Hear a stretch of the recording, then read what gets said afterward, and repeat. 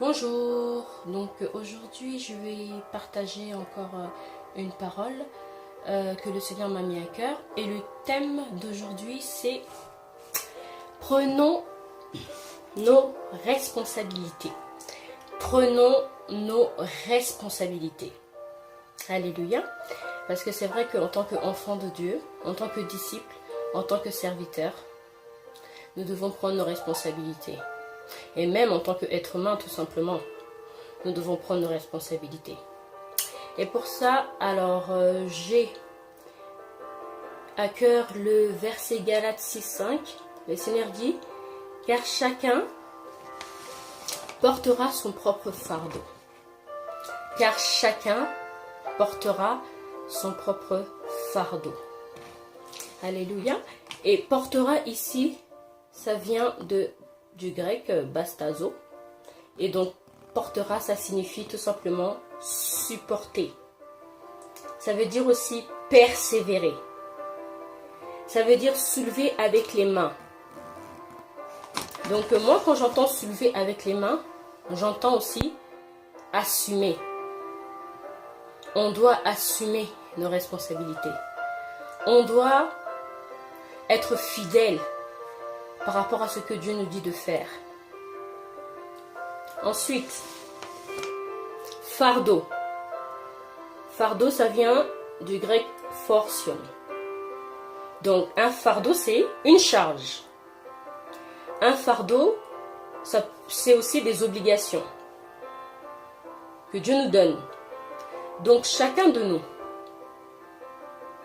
chaque chrétien, chaque disciple, porte un fardeau, des obligations que Dieu nous donne.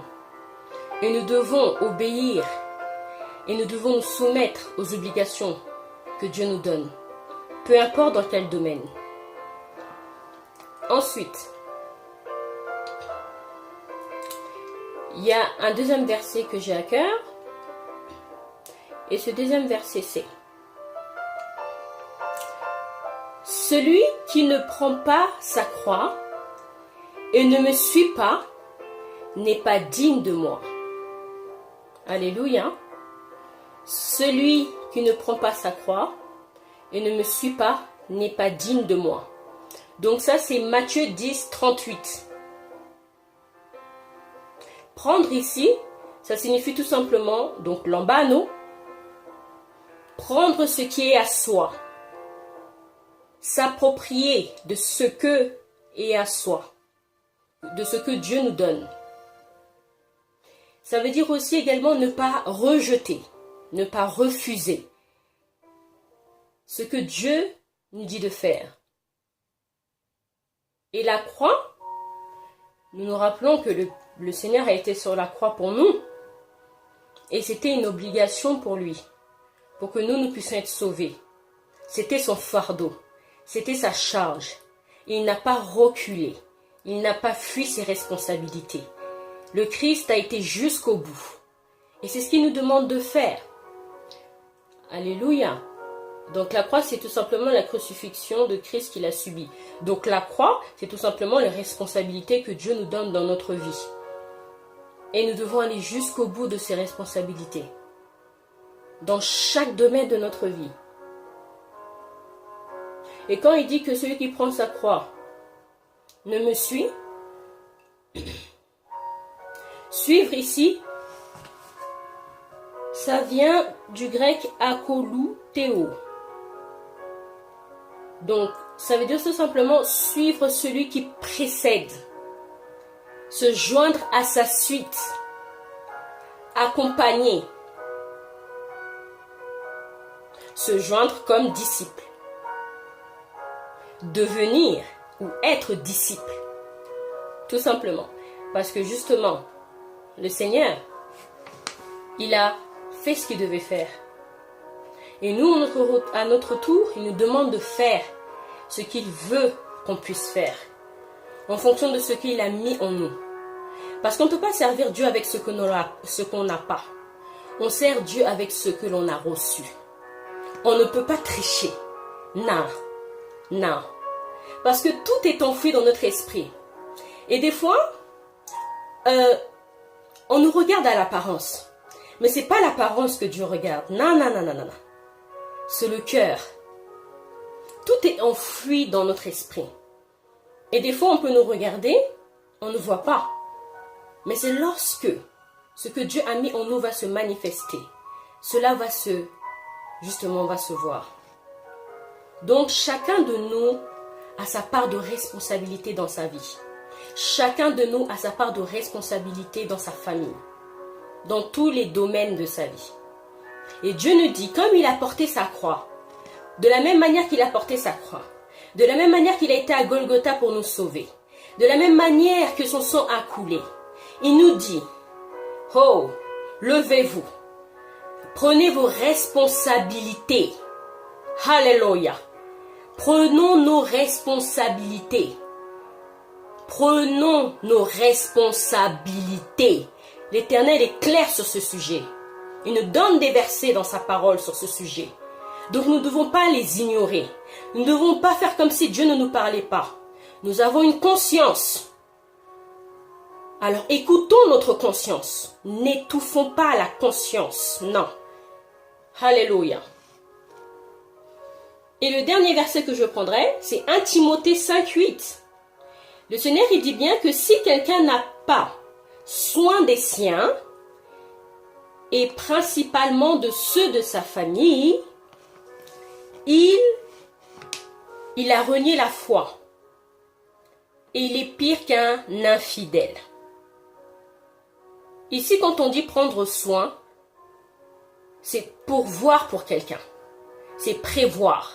C'est penser à. Penser d'avance. Et les siens, c'est tout simplement ce qui nous appartient. Appartenant à soi-même.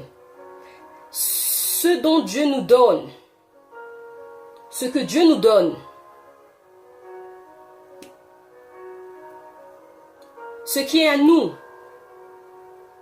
Par exemple, les enfants, la famille. Par exemple, dans tout ce que Dieu nous donne dans chaque domaine de notre vie. Donc nous devons prendre soin. Et en particulier la famille. La famille, quand je parle de la famille, je parle du couple. Mari, femme, enfant. Alléluia. Et quand il dit principalement ici c'est spécialement. Donc nous devons prendre spécialement des uns de notre famille. Prendre soin spécialement de notre famille, de ce qui nous appartient, prendre nos responsabilités. Et ça veut dire aussi par-dessus tout. Donc, c'est-à-dire, c'est une priorité. Alléluia. Et quand on renie, ici le terme renier la foi, c'est tout simplement renier quelqu'un. Se renier soi-même. Donc, quand on renie sa famille, Dieu dit que tu te renies toi-même. Et Dieu dit que tu ressembles à un païen. Un inconverti. Alléluia. En tant que chrétien, on ne peut pas nous appeler païens. En tant que chrétien, on ne peut pas nous appeler inconvertis. Non. Romains 8:9 dit que celui qui a le Saint-Esprit appartient à Jésus. Il dit Éphésiens 4:30 que vous avez été scellés. Que nous sommes scellés au fait par le Saint-Esprit. C'est le signe que nous appartenons à Christ. C'est le signe que nous appartenons à Jésus-Christ, le Saint-Esprit. Bien sûr, après, il faut marcher par l'Esprit. Bien sûr, il faut continuer à fuir le péché. Bien sûr, il faut continuer à obéir au Seigneur. Il vaut mieux obéir à Dieu plutôt qu'aux hommes. Le dit. Acte 5:29. Alléluia. Et je poursuis. Je continue. Donc la foi, c'est tout simplement une conviction de la vérité. La foi, c'est une ferme assurance des choses qu'on espère, une démonstration de celles qu'on ne voit pas. Hébreux chapitre 11:1. Et donc un infidèle, C'est tout simplement une personne qui est incrédule. Un infidèle, c'est une personne qui est sans foi. Un incroyant tout simplement. Et Dieu nous dit de ne pas être comme ça. De ne pas être infidèle avec nos familles. Avec nos familles, oui, que Dieu nous a données. D'être responsable. Ne fuyons pas nos responsabilités. Et puis, fuir ses responsabilités, c'est un signe aussi d'immaturité aussi, je pourrais dire. Parce que quand on est mature, on est conscient. On sait que Dieu nous dit non, mon fils, ma fille, tu ne dois pas fuir tes responsabilités. Et dans quel domaine je peux dire que nous devons justement nous responsabiliser? Par exemple, le Seigneur nous a donné des dons, des talents. Il nous a donné des grâces particulières. Alléluia. Oui, j'insiste là-dessus. J'insiste là-dessus. Parce qu'on n'est pas né de nouveau pour rester assis sur une chaise. Non. On n'est pas né de nouveau pour regarder les autres servir Dieu et l'idolâtrer. Idolâtrer les personnes. Non. Les idolâtres n'hériteront pas le royaume des cieux. Le seul qui nous devons idolâtrer, c'est Jésus-Christ de Nazareth. Pas un homme. Nous devons prendre nos responsabilités en fonction de ce que Dieu a mis en nous. Si tu es appelé à chanter, chante. Si tu es appelé à faire du piano, joue du piano. Si tu es appelé à jouer de la guitare, joue de la guitare. Si tu es appelé à prophétiser, prophétise. Si tu es appelé à être prophétesse, que Dieu te guide dans ce ministère prophétique. Si tu es appelé à être pasteur, que Dieu te guide dans le ministère pastoral. Si tu es appelé à être apôtre, que Dieu te guide dans ce ministère apostolique. Si tu es appelé à être évangéliste, que Dieu te guide dans ce ministère d'évangéliste. Mais ne reste pas assis. Prends tes responsabilités.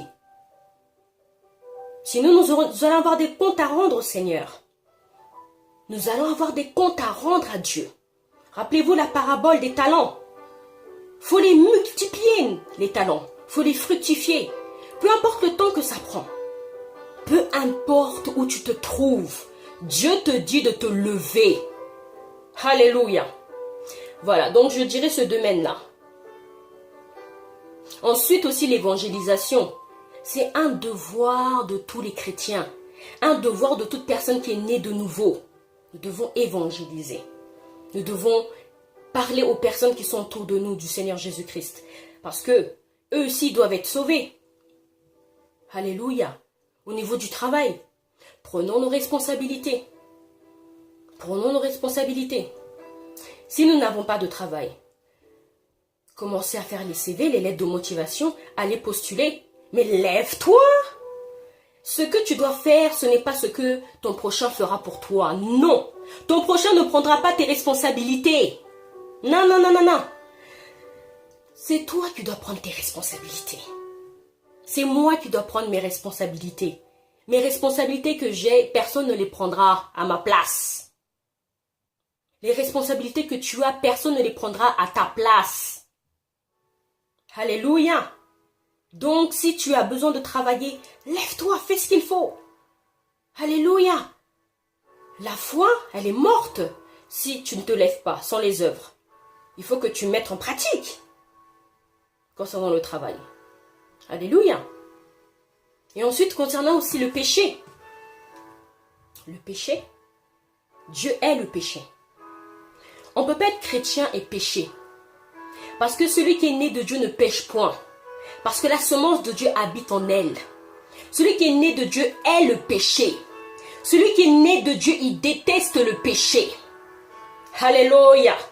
Oui, nous devons parler. Nous devons dire les vérités. Nous ne devons pas parler pour cajoler les gens dans le sens du poil. Non, ça ne sauve personne. Au contraire, ça ramène les gens en enfer. Alléluia. Et le but de Dieu, c'est que ces âmes soient sauvées. C'est que ces âmes soient sauvées. Fuyez le péché. Prenez vos responsabilités. Éloignez-vous des personnes qui vous emmènent vers l'enfer au lieu d'aller vers le ciel. Vous n'êtes pas obligés.